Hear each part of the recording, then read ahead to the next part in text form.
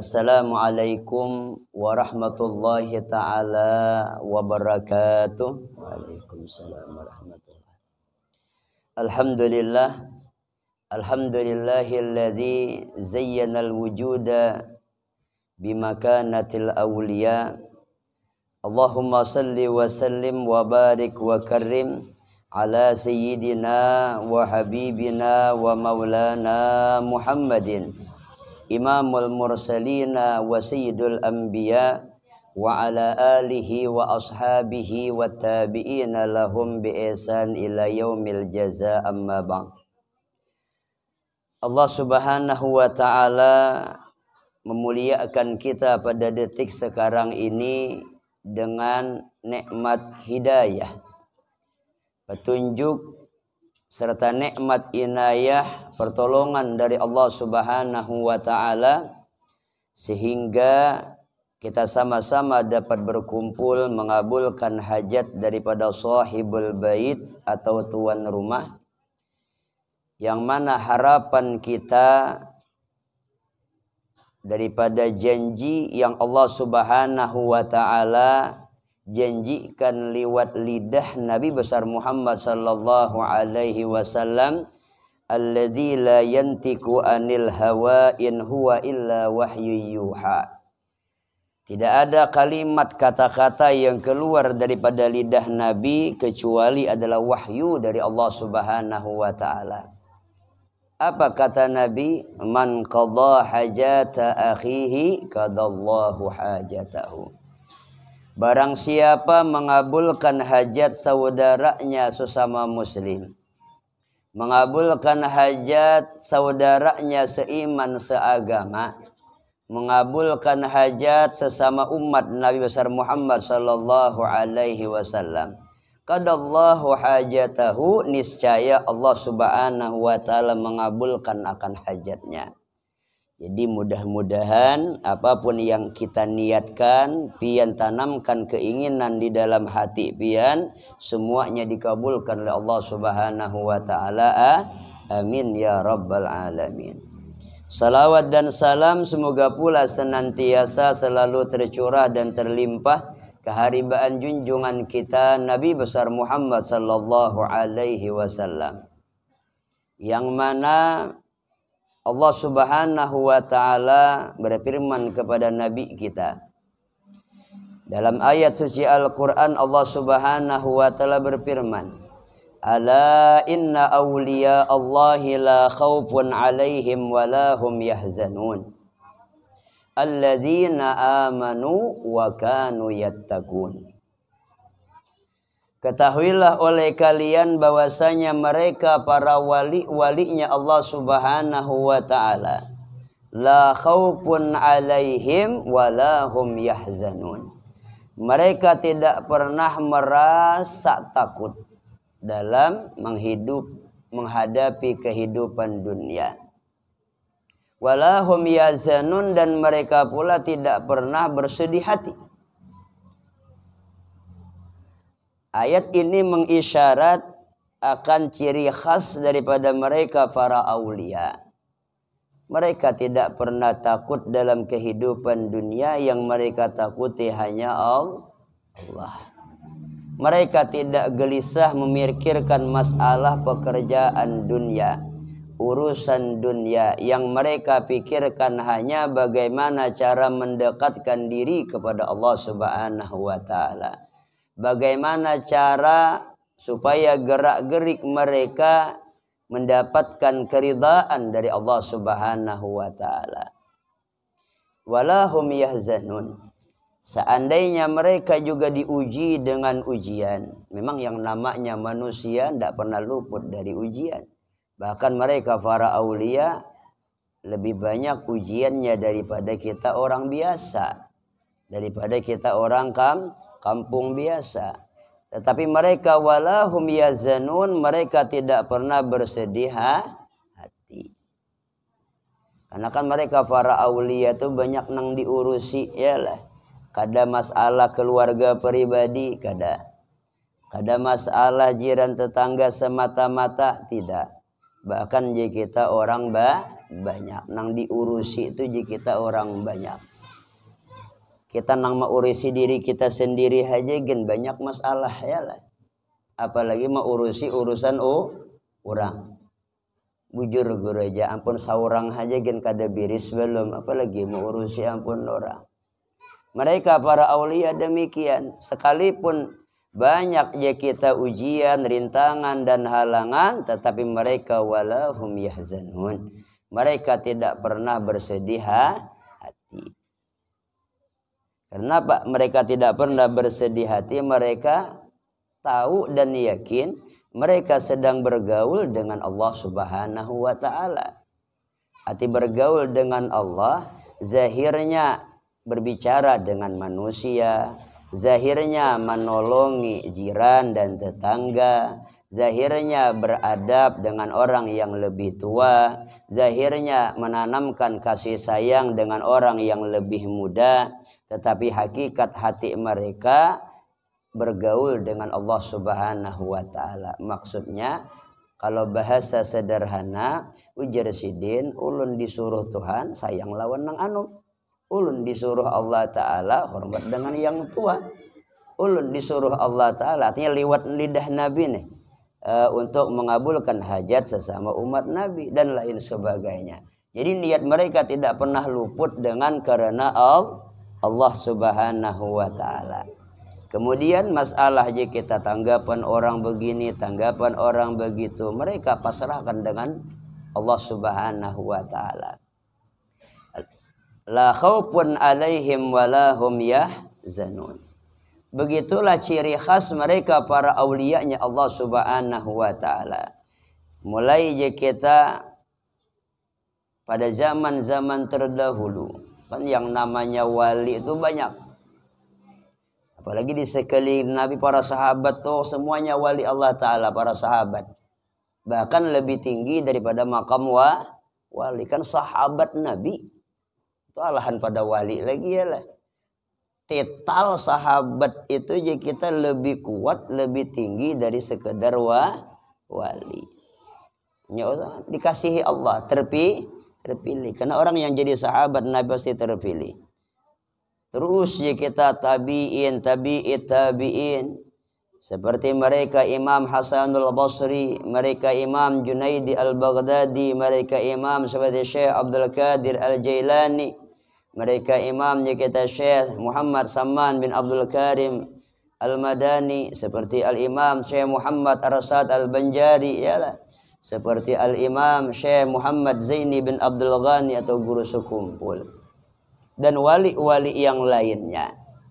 Kalau kita ingin membuka lembaran sejarah mereka, mereka tidak pernah lepas daripada pakaian mereka, la khaufun alaihim walahum yahzanun.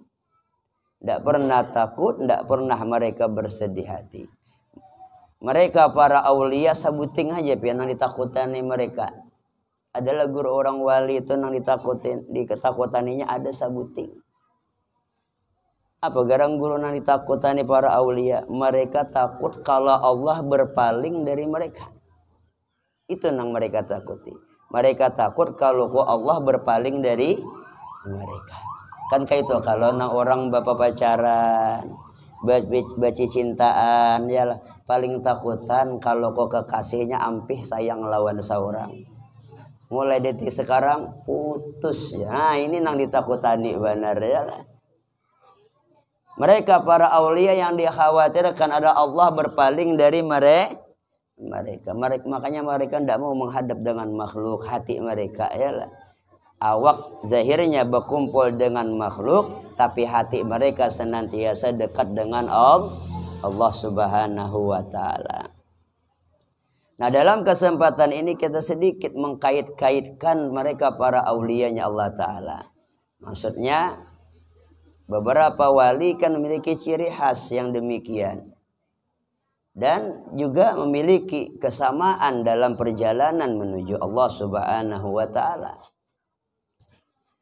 Ada diistilahkan laulal murabbi ma arabtu rabbi. Seandainya tidak ada guru yang membimbing akan aku, Kata ulama terdahulu, niscaya aku tidak akan mengenal akan Tuhanku. Laulal murabbi ma arabtu rabbi. Seandainya kadada guru nang membimbing aku aja sidin, membimbing ulun aja sidin, niscaya aku tidak kenal dengan Tuhanku. Maksudnya mereka para aulianya Allah Subhanahu wa taala tidak sampai kepada makam yang mulia, yang tinggi, kecuali mereka juga ada orang-orang yang membimbing. Syekh Abdul Qadir Jailani juga punya guru. Bahkan Sidin juga membimbing murid-murid Sidin. Banyak juga murid-murid Sidin yang jadi wali. Seperti Syekh Saman Al-Madani juga seorang wali. Guru Sidin juga banyak yang wali. Yalah. Karena kan di mana guru pian tahu guru Syekh Saman minal aulia. Kan sering kita mendengar riwayat ketika Syekh Saman Al-Madani sepulang daripada mengaji Al-Quran, disuruh sang ibu masuk ke dalam siwan kamar makan. Ketika beliau masuk dan memang Sidin makan, memang beliau menikmati apa yang dihidangkan oleh ibu beliau, dimakan. Setelah selesai beliau keluar dan ibunya masuk ke dalam tempat makan. Tujuan apa? Untuk membersihkan, menyimpuni, merapikan kembali.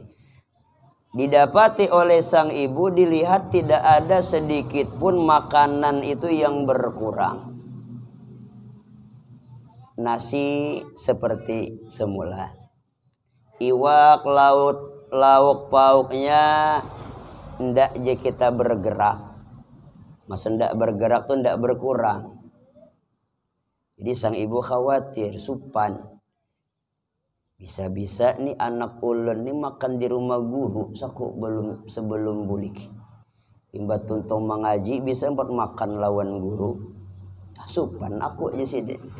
Lalu langsung, Muhammad sih, napa mak sih saya sama lagi kecil nih. Kita nak ke rumah guru nak satu mas silaturahmi. Enggi mak itulah ke rumah guru. Assalamualaikum, waalaikumsalam. Napa habar rumahnya Muhammad? Ujar najar rumahnya saya saman, kita bapak guru silaturahmi aja masuk sini. Imbah masuk pandir, ulun ni guru kasini. Selain silaturahmi ada nah hendak ulun takunakan. Ada yang ingin ulun tanya akan apa aja sih den? Anak ulun ini tadi imbah bulik mengaji lawan pian, ulun suruh masuk ke dalam siwan. Siwan itu bahasa Arab artinya tempat khusus makan. Masuk inya. Tapi setelah ulun simpunnakan, ingin ulun bersihkan, ternyata kadada tak una. Kadada berkurang makanannya. Kada bergerak jamuannya. Nah di sini ulun boleh bertakun, apakah anak ulun tu umpat makan kah dulu lawan pian sebelum boleh. Jadi sopan lah ya ulun mohon apa guru ulun bertakun. Ujar nang guru mengaji Al-Quran, apa kata beliau? Wahai umatnya Muhammad, bahwasanya pian jangan khawatir terhadap anak pian ini. Sesungguhnya tidak syak dan ragu lagi mereka para alim ulama bahwasanya anak pian ini bujur-bujur wali Allah Ta'ala. Nah, coba lihat. Nang guru mensetempel akan muridnya yang bernama Muhammad bin Abdul Karim sebagai walinya Allah Ta'ala. Tidak syak jisidin, tidak ragu lagi para alim ulama bahwasanya anak pian ini bujur-bujur walinya Allah Ta'ala. Berarti gurunya juga wali. Karena kan disebutkan juga dalam kitab la ya'riful wali illal wali. Tidak kenal orang lain itu wali kecuali sidin juga wali. Dan ciri orang nang wali, ulama ulhaq, ulama yang benar, mereka tidak mau memuji diri mereka sendiri. Mereka tidak mau mengeluarkan kata-kata yang ada kesan menyanjung diri sendiri. Coba lihat kata beliau, tidak syak dan ragu lagi mereka para alim ulama. Jadi ulama nang disandarkan lain kita lain, aku yakin wali, aku yakin. Kalimatnya aku ya yakin. Ndak sidin tidak abian. Tidak syak dan ragu lagi mereka para alim ulama.